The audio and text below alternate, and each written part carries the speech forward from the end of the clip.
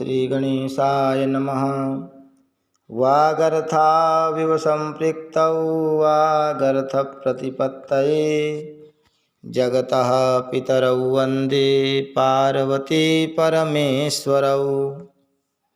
श्रीमद्भागवत महापुराण एकादश स्कंध 17वां अध्याय वर्णाश्रम धर्म निरूपण।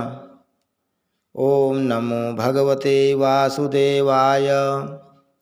उद्धव उवाच यस्त्वयाभिहितः पूर्वं धर्मस्त्वद्भक्तिलक्षणः वर्णाश्रमाचारवतां सर्वेषां द्विपदामपि यथानुष्ठीयमानेन त्वयि भक्तिर्नृणां भवेत् स्वधर्मेणारविन्दाक्ष तत्समाख्यातुमर्हसि। उद्धव जी ने कहा, कमल नयन श्री कृष्ण, आपने पहले वर्णाश्रम धर्म का पालन करने वालों के लिए और सामान्यतः मनुष्य मात्र के लिए उस धर्म का उपदेश किया था जिससे आपकी भक्ति प्राप्त होती है। अब आप कृपा करके यह बतलाइए कि मनुष्य किस प्रकार से अपने धर्म का अनुष्ठान करे जिससे आपके चरणों में उसे भक्ति प्राप्त हो जाए। प्रभो महाबाहु माधव, पहले आपने हंस रूप से अवतार ग्रहण करके ब्रह्मा जी को अपने परम धर्म का उपदेश किया था। हे रिपुदमन, बहुत समय बीत जाने के कारण वह इस समय मर्त्य लोक में प्रायः नहीं सा रह गया है, क्योंकि आपको उसका उपदेश किए बहुत दिन हो गए हैं। अच्युत, पृथ्वी में तथा ब्रह्मा की उस सभा में भी जहाँ संपूर्ण वेद मूर्तिमान होकर विराजमान रहते हैं, आपके अतिरिक्त ऐसा कोई भी नहीं है जो आपके इस धर्म का प्रवचन, प्रवर्तन अथवा संरक्षण कर सके। इस धर्म के प्रवर्तक, रक्षक और उपदेशक आप ही हैं। आपने पहले जैसे मधु दैत्य को मारकर वेदों की रक्षा की थी, वैसे ही अपने धर्म की भी रक्षा कीजिए। स्वयं प्रकाश परमात्मन, जब आप पृथ्वी तल से अपनी लीला संवरण कर लेंगे तब तो इस धर्म का लोप ही हो जाएगा, तो फिर उसे कौन बतावेगा। आप समस्त धर्मों के मर्मज्ञ हैं, इसलिए प्रभो आप उस धर्म का वर्णन कीजिए जो आपकी भक्ति प्राप्त कराने वाला है, और यह भी बतलाइए कि किसके लिए उसका कैसा विधान है। श्री सुखदेव जी कहते हैं, परीक्षित, जब इस प्रकार भक्त शिरोमणि उद्धव जी ने प्रश्न किया तब भगवान श्री कृष्ण ने अत्यंत प्रसन्न होकर प्राणियों के कल्याण के लिए उन्हें सनातन धर्मों का उपदेश दिया। भगवान श्री कृष्ण ने कहा, प्रिय उद्धव, तुम्हारा प्रश्न धर्ममय है, क्योंकि इससे वर्णाश्रम धर्मी मनुष्यों को परम कल्याण स्वरूप मोक्ष की प्राप्ति होती है। अतः मैं तुम्हें उन धर्मों का उपदेश करता हूँ, सावधान होकर सुनो। जिस समय इस कल्प का प्रारंभ हुआ था और पहला सतयुग चल रहा था, उस समय सभी मनुष्यों का हंस नामक एक ही वर्ण था। उस युग में सब लोग जन्म से ही कृतकृत्य होते थे, इसीलिए उसका एक नाम कृतयुग भी था। उस समय केवल प्रणव ही वेद था और तपस्या, शौच, दया एवं सत्य रूप 4 चरणों से युक्त मैं ही वृषभ रूपधारी धर्म था। उस समय के निष्पाप एवं परम तपस्वी भक्तजन मुझ हंस स्वरूप शुद्ध परमात्मा की उपासना करते थे। परम भाग्यवान उद्धव, सत्य युग के बाद त्रेता युग का आरंभ होने पर मेरे हृदय से श्वास प्रश्वास के द्वारा ऋग्वेद, सामवेद और यजुर्वेद रूप त्रय विद्या प्रकट हुई और उस त्रय विद्या से होता, अध्वर्यु और उद्गाता के कर्म रूप 3 भेदों वाले यज्ञ के रूप से मैं प्रकट हुआ। विराट पुरुष के मुख से ब्राह्मण, भुजा से क्षत्रिय, जंघा से वैश्य और चरणों से शूद्रों की उत्पत्ति हुई। उनकी पहचान उनके स्वभावानुसार और आचरण से होती है। उद्धव जी, विराट पुरुष भी मैं ही हूँ, इसलिए मेरे ही उरुस्थल से गृहस्थाश्रम, हृदय से ब्रह्मचर्याश्रम, वक्षस्थल से वानप्रस्थाश्रम और मस्तक से संन्यास आश्रम की उत्पत्ति हुई है।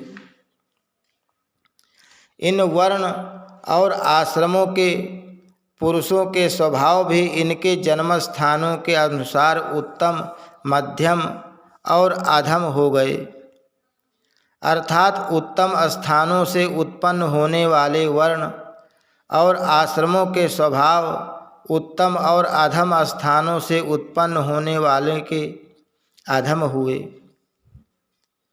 सम, दम, तपस्या, पवित्रता, संतोष, क्षमाशीलता, सीधापन, मेरी भक्ति, दया और सत्य, ये ब्राह्मण वर्ण के स्वभाव हैं।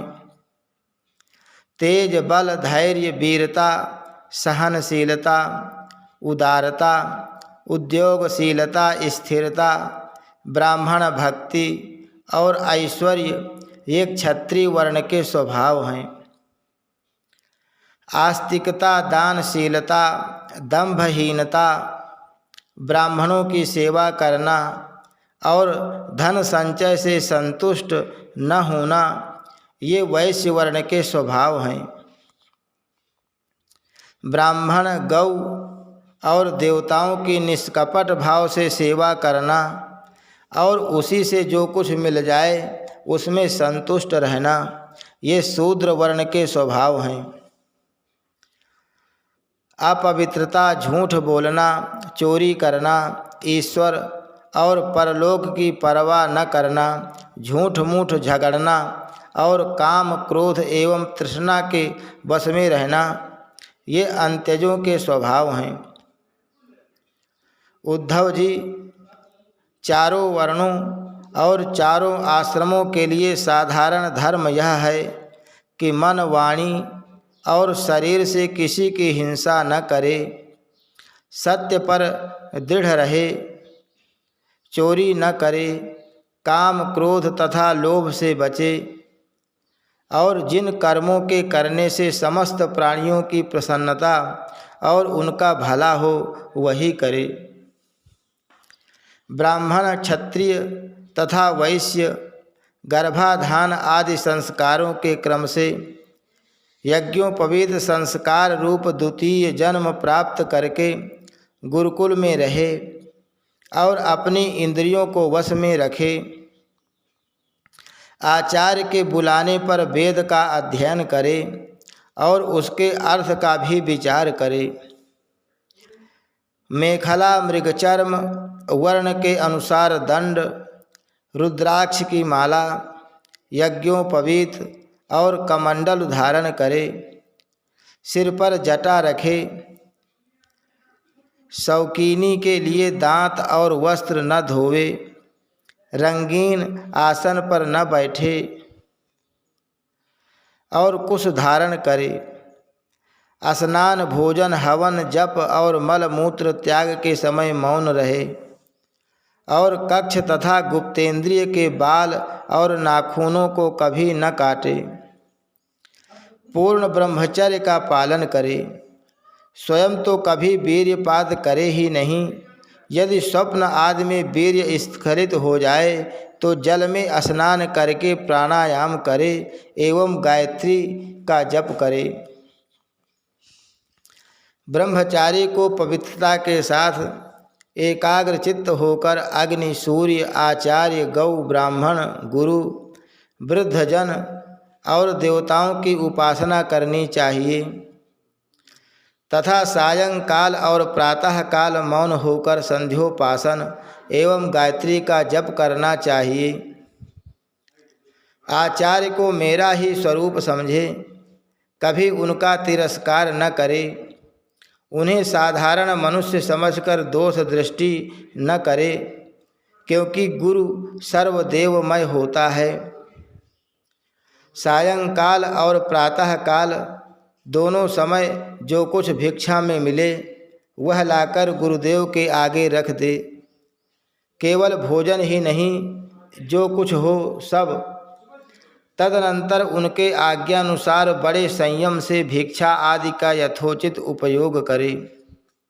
आचार्य यदि जाते हों तो उनके पीछे पीछे चले। उनके सो जाने के बाद बड़ी सावधानी से उनसे थोड़ी दूर पर सोवे। थके हों तो पास बैठकर चरण दबावें और बैठे हों तो उनके आदेश की प्रतीक्षा में हाथ जोड़कर पास में ही खड़ा रहे। इस प्रकार अत्यंत छोटे व्यक्ति की भांति सेवा शुश्रूषा के द्वारा सदा सर्वदा आचार्य की आज्ञा में तत्पर रहे। जब तक विद्याध्ययन समाप्त न हो जाए तब तक सब प्रकार के भोगों से दूर रहकर इसी प्रकार गुरुकुल में निवास करे और कभी अपना ब्रह्मचर्य व्रत खंडित न होने दे। यदि ब्रह्मचारी का विचार हो कि मैं मूर्तिमान वेदों के निवास स्थान ब्रह्मलोक में जाऊं, तो उसे आजीवन नैष्ठिक ब्रह्मचर्य व्रत ग्रहण कर लेना चाहिए और वेदों के स्वाध्याय के लिए अपना सारा जीवन आचार्य की सेवा में ही समर्पित कर देना चाहिए। ऐसा ब्रह्मचारी सचमुच ब्रह्म तेज से संपन्न हो जाता है और उसके सारे पाप नष्ट हो जाते हैं। उसे चाहिए कि अग्नि गुरु अपने शरीर और समस्त प्राणियों में मेरी ही उपासना करे और यह भाव रखे कि मेरे तथा सबके हृदय में एक ही परमात्मा विराजमान हैं। ब्रह्मचारी, वानप्रस्थ और सन्यासियों को चाहिए कि वे स्त्रियों को देखना, स्पर्श करना, उनसे बातचीत या हंसी मस्खरी आदि करना दूर से ही त्याग दें। मैथुन करते हुए प्राणियों पर तो दृष्टिपात तक न करें। प्रिय उद्धव, शौच, आचमन, स्नान, संध्योपासन, सरलता, तीर्थ सेवन, जप, समस्त प्राणियों में मुझे ही देखना, मन, वाणी और शरीर का संयम, यह ब्रह्मचारी, गृहस्थ, वानप्रस्थ और सन्यासी सभी के लिए एक सा नियम है। अस्पृश्यों को न छूना, अभक्ष्य वस्तुओं को न खाना और जिनसे बोलना नहीं चाहिए उनसे न बोलना, ये नियम भी सबके लिए हैं। नैष्ठिक ब्रह्मचारी ब्राह्मण इन नियमों का पालन करने से समान अग्नि के समान तेजस्वी हो जाता है। तीव्र तपस्या के कारण उसके कर्म संस्कार भस्म हो जाते हैं। अंतःकरण शुद्ध हो जाता है और वह मेरा भक्त होकर मुझे प्राप्त कर लेता है। प्यारे उद्धव, यदि नैष्ठिक ब्रह्मचर्य ग्रहण करने की इच्छा न हो, गृहस्थाश्रम में प्रवेश करना चाहता हो, तो विधि पूर्वक वेदाध्ययन समाप्त करके आचार्य को दक्षिणा देकर और उनकी अनुमति लेकर समावर्तन संस्कार करावे। स्नातक बनकर ब्रह्मचर्याश्रम छोड़ दे। ब्रह्मचारी को चाहिए कि ब्रह्मचर्य आश्रम के बाद गृहस्थ अथवा वानप्रस्थ आश्रम में प्रवेश करे।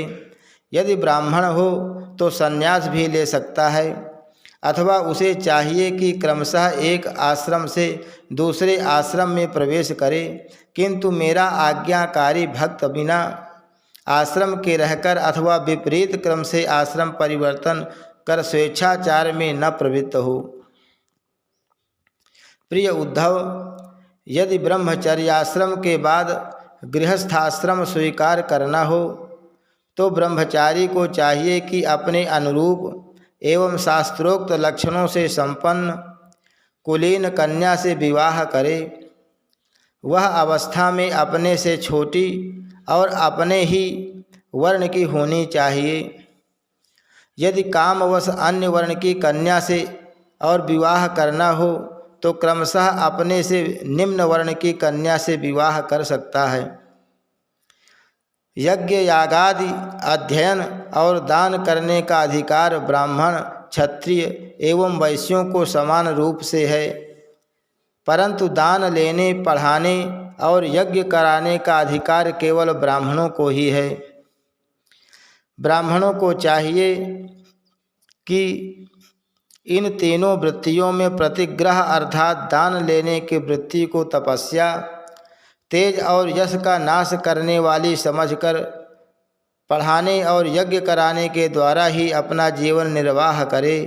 और यदि इन दोनों वृत्तियों में भी दोष दृष्टि हो, परावलंबन, दीनता आदि दोष दिखते हों, तो अन्न कटने के बाद खेतों में पड़े हुए दाने बीनकर ही अपने जीवन का निर्वाह कर ले। उद्धव, ब्राह्मण का शरीर अत्यंत दुर्लभ है। यह इसलिए नहीं है कि इसके द्वारा तुच्छ विषय भोग ही भोगे जाएं। यह तो जीवन पर्यंत कष्ट भोगने, तपस्या करने और अंत में अनंत आनंद स्वरूप मोक्ष की प्राप्ति करने के लिए है। जो ब्राह्मण घर में रहकर अपने महान धर्म का निष्काम भाव से पालन करता है और खेतों में तथा बाजारों में गिरे पड़े दाने चुनकर संतोषपूर्वक अपने जीवन का निर्वाह करता है, साथ ही अपना शरीर, प्राण, अंतःकरण और आत्मा मुझे समर्पित कर देता है और कहीं भी अत्यंत आसक्ति नहीं रखता, वह बिना संन्यास लिए ही परम शांति स्वरूप परम पद प्राप्त कर लेता है। जो लोग विपत्ति में पड़े कष्ट पा रहे मेरे भक्त ब्राह्मणों को विपत्तियों से बचा लेते हैं, उन्हें मैं शीघ्र ही समस्त आपत्तियों से उसी प्रकार बचा लेता हूँ जैसे समुद्र में डूबते हुए प्राणी को नौका बचा लेती है। राजा पिता के समान सारी प्रजा का कष्ट से उद्धार करे, उन्हें बचावे जैसे गजराज दूसरे गजों की रक्षा करता है और धीर होकर स्वयं अपने आप से अपना उद्धार करे। जो राजा इस प्रकार प्रजा की रक्षा करता है वह सारे पापों से मुक्त होकर अंत समय में सूर्य के समान तेजस्वी विमान पर चढ़कर स्वर्गलोक में जाता है और इंद्र के साथ सुख भोगता है। यदि ब्राह्मण अध्यापन अथवा यज्ञ यागादि से अपनी जीविका न चला सके तो वैश्य वृत्ति का आश्रय ले ले और जब तक विपत्ति दूर न हो जाए तब तक करे। यदि बहुत बड़ी आपत्ति का सामना करना पड़े तो तलवार उठाकर क्षत्रियों की वृत्ति से भी अपना काम चला ले, परंतु किसी भी अवस्था में नीचों की सेवा, जिसे स्वान वृत्ति कहते हैं, न करे। इसी प्रकार यदि क्षत्रिय भी प्रजा पालन आदि के द्वारा अपने जीवन का निर्वाह न कर सके तो वैश्य वृत्ति, व्यापार आदि कर ले। बहुत बड़ी आपत्ति हो तो शिकार के द्वारा अथवा विद्यार्थियों को पढ़ाकर अपनी आपत्ति के दिन काट दे, परंतु नीचों की सेवा, स्वान वृत्ति का आश्रय कभी न ले। वैश्य भी आपत्ति के समय शूद्रों की वृत्ति सेवा से अपना जीवन निर्वाह कर ले और शूद्र चटाई बुनने आदि कार्य वृत्ति का आश्रय ले ले, परंतु उद्धव, ये सारी बातें आपत्ति काल के लिए ही हैं। आपत्ति का समय बीत जाने पर निम्न वर्णों की वृत्ति से जीविकोपार्जन करने का लोभ न करे। गृहस्थ पुरुष को चाहिए कि वेदाध्ययन रूप ब्रह्मयज्ञ, तर्पण रूप पितृयज्ञ, हवन रूप देवयज्ञ, काक बलि आदि भूत यज्ञ और अन्नदान रूप अतिथि यज्ञ आदि के द्वारा मेरे स्वरूप भूत ऋषि, देवता, पितर, मनुष्य एवं अन्य समस्त प्राणियों की यथाशक्ति प्रतिदिन पूजा करता रहे। गृहस्थ पुरुष अनायास प्राप्त अथवा शास्त्रोक्त रीति से उपार्जित अपने शुद्ध धन से अपने भृत्य आश्रित प्रजाजनों को किसी प्रकार का कष्ट न पहुँचाते हुए न्याय और विधि के साथ ही यज्ञ करे। प्रिय उद्धव, गृहस्थ पुरुष कुटुंब में आसक्त न हो, बड़ा कुटुंब होने पर भी भजन में प्रमाद न करे। बुद्धिमान पुरुष को यह बात भी समझ लेनी चाहिए कि जैसे इस लोक की सभी वस्तुएं नाशवान हैं, वैसे ही स्वर्गादि परलोक के भोग भी नाशवान ही हैं। यह जो स्त्री, पुत्र, भाई, बंधु और गुरुजनों का मिलना जुलना है, यह वैसा ही है जैसे किसी प्याऊ पर कुछ बटोही इकट्ठे हो गए हों। सबको अलग अलग रास्ते जाना है। जैसे स्वप्न नींद टूटने तक ही रहता है, वैसे ही इन मिलने जुलने वालों का संबंध ही बस शरीर के रहने तक ही रहता है। फिर तो कौन किसको पूछता है। गृहस्थ को चाहिए कि इस प्रकार विचार करके घर गृहस्थी में फंसे नहीं, उसमें इस प्रकार अनासक्त भाव से रहे मानो कोई अतिथि निवास कर रहा हो। जो शरीर आदि में अहंकार और घर आदि में ममता नहीं करता, उसे घर गृहस्थी के फंदे बांध नहीं सकते। भक्तिमान पुरुष गृहस्थोचित शास्त्रोक्त कर्मों के द्वारा मेरी आराधना करता हुआ घर में ही रहे, अथवा यदि पुत्रवान हो तो वानप्रस्थ आश्रम में चला जाए या संन्यासाश्रम स्वीकार कर ले।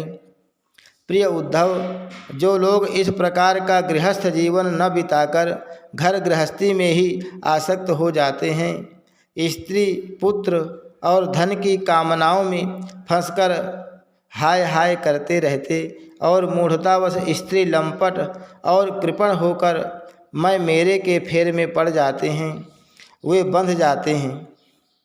वे सोचते रहते हैं, हाय हाय मेरे माँ बाप बूढ़े हो गए, पत्नी के बाल बच्चे अभी छोटे छोटे हैं, मेरे न रहने पर ये दीन, अनाथ और दुखी हो जाएंगे, फिर इनका जीवन कैसे रहेगा।